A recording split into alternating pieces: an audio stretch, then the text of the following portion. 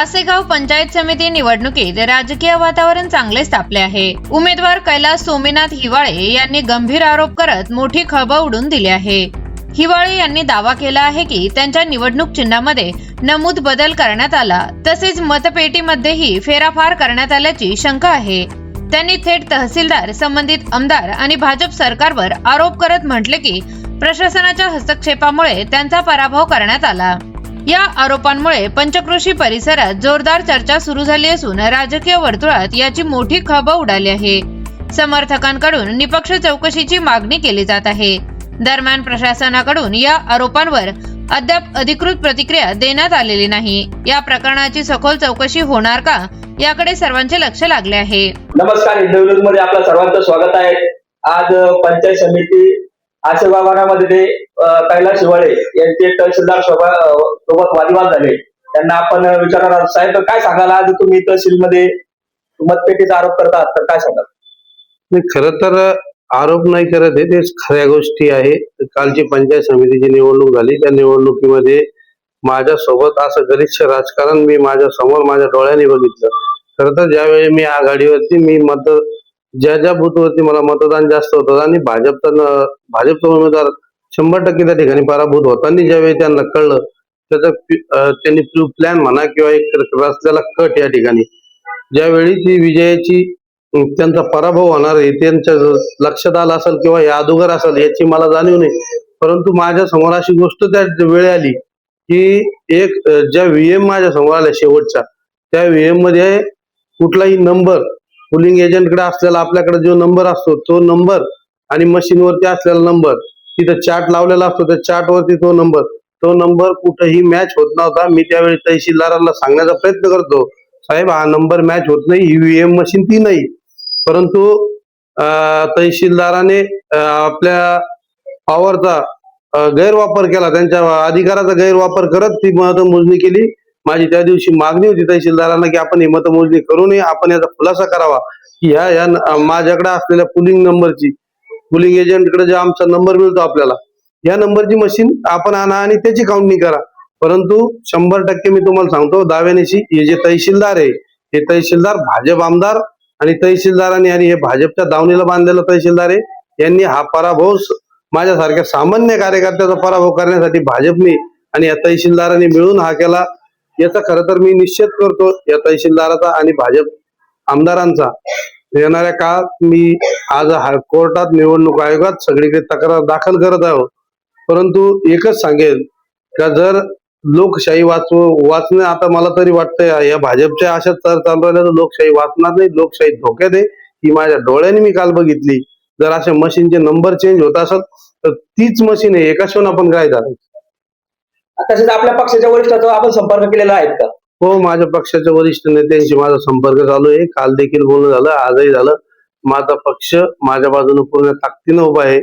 माझ्या पाठीशी माझ्या पक्षाची ताकद आहे आणि ती 100% राहील, कारण की मी एक हाडामासाचा शिवसैनिक आहे आणि शिवसैनिक त्या दिवशी तहसीलमध्ये देखील लोकांनी बघितला आणि येणाऱ्या काळात पण हा न्याय मी रोडवर, न्यायालयात, जिथे जिथे मला मागण्याची वेळ पडेल तिथे मी मागेल। परंतु मी ही लढाई सोडणारा कार्यकर्ता नाही, 100% लढाई मी सोडणार नाही। याच्यात विजय माझा झालेला आहे, तो विजय मी तुम्हाला आजही सांगतो मी प्राप्त केल्याशिवाय राहणार नाही। भला याला 2 महिने लागेल, 4 महिने लागेल, वर्ष लागेल, पण ही लढाई सोडणारा मी कार्यकर्ता नाही।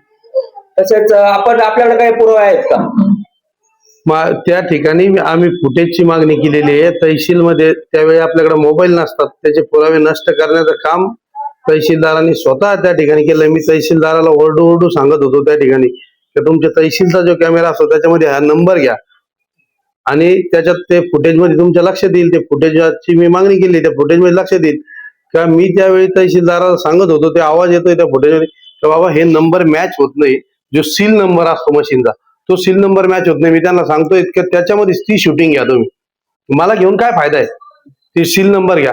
परंतु त्याच्यात हे पुरावे हे तिथं आवाज येतो, तो आवाजात तो आपल्या सगळ्याच्या लक्षात येईल आणि तिथं बरेच लोक होते, असं मी नव्हतो। तुमच्यावर गुन्हा दाखल झाला, काय सांगाल? हा गुन्हा दाखल झाला, माहिती झालं गुन्हा, अशा गुन्ह्याला मी भेट घालत नाही। ते हा गुन्हा फक्त याच्यासाठीच तहसीलदाराला स्वतःची चूक लपवायची, स्वतः जी चूक केली निवडणूक आयोगाच्या अधिकाऱ्यांनी आणि तहसीलदारांनी, ही चूक त्यांना लपवायची आहे. आता मला वेळ मिळावा नाही, मला काम करता यावं नाही, मला त्यांच्या विरोधात जावं लागा नाही, म्हणून या ठिकाणी खोटा गुन्हा दाखल केला असेल आणि केला अशी माहिती आहे. अधिकृत माहिती माझ्यापर्यंत अजून नाही, पण गुन्हा दाखल झाला अशी माहिती आहे. आणि अशा तुम्हाला एकच सांगतो, अशा गुन्ह्या बिन्ह्याला घाबरणार मी शिवसैनिक नाही. मी बाळासाहेबांचा शिवसैनिक आहे, ताकदीनं लढणार आहे. हे असे 10 जरी गुन्हे दाखल केले तहसीलदारांना तर मी काही पळून जाणार नाही. मी आजही गावात आहे, उद्याही गावात आहे, रोज राहतो, जनतेतल्या मनातला जनतेसाठी काम करणारा मी एक कार्यकर्ता आहे, सामान्य शिवसैनिक, आणि कायम स्वरूपी करत राहील. आज जे निवडणूक अधिकाऱ्यांनी त्यांना पराभूत दाखवलेला आहे त्या संदर्भात आपण त्यांची चर्चा करूया. साहेब, तुम्ही काय सांगू शकता की आपला हा पराभव आहे का विजय आहे? खर तर या निवडणुकीमध्ये आता जी निवडणूक झाली की पंचायत समितीचा शिवसेना उद्धव बाळासाहेब ठाकरे पक्षाचा उमेदवार होतो, आणि या निवडणुकीमध्ये अतिशय गलिच्छ प्रकारचं राजकारण मी स्वतः अनुभवलं. माझ्यासोबत असे काही घडलं की ते आपण लोकांना अनपेक्षित होतं आणि लोकांनाही ते गोष्टी लोकांपर्यंत पोहोचणं. खरं तर ह्या शासनाच्या ह्या यंत्रणा, भाजपच्या सगळ्या दावणीला बांधलेले सगळे अधिकारी यांनी हा सगळा झोल करून या निवडणुकीत मला पराभूत केलं. परंतु जनतेतून मी काही पराभव झालेला नाही. जनतेने मला मतं दिलेली आहे आणि ते मतदान आजही लोकांच्या डोळ्यामध्ये अश्रू आहे. मी ज्या गावात जाईल, जिथे जाईल, तिथं माझे सर्व सहकारी आणि मला मतदार करणारा प्रत्येक व्यक्ती आणि या परिसरात माझ्या पराभवाची हळहळ आहे. खर तर मी न हरलो तर हरले, या ठिकाणी या जनतेला हरवण्याचं काम या भाजपचे महाशय आमदार प्रशांत बंब आणि या तालुक्याचे तहसीलदार या 2 महाशयांनी हे काम केलंय. मी सरळ सांगेल तुम्हाला की तहसीलदार 100% मॅनेज होते आणि तहसीलदारांनी हा जो काही माझा विजय हा पराभव दाखवला. परंतु येणाऱ्या काळात मी एक सामान्य कार्यकर्ता आहे, मी संघर्ष करणारा कार्यकर्ता आहे.